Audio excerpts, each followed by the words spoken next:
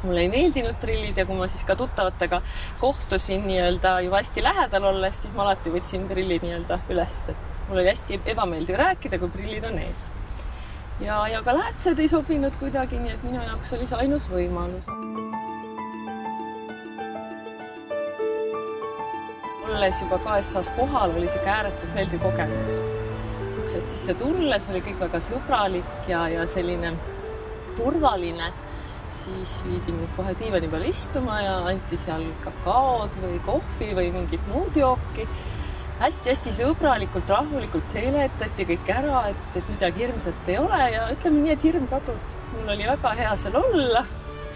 Ja operatsiooni ajal ka ütleme, et me rääkisime juttu.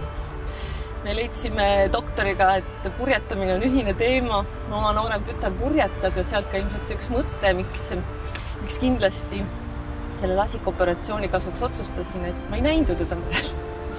Ja prillid läksid, kui ka prillid olid ees, siis prillid olid ka nii-öelda veepritsmeid täis ja siis me rääkisime muudkui purjetamisest, igasugustest muudest asjadest, nii et see läks kõik väga kiirelt ja mõnusalt ja -2,5, nii et see ei ole nii tohutult suur, aga ütleme, kuna ma olen õpetajaga koolimajas ringi käies, siis ikkagi eemal olevaid lapsi, õpetajaid ma ei näinud, nii et ainult figuuri ja kõnnaku järgi siis nagu tajusin ära, et tuleb tuttav või sõber vastu.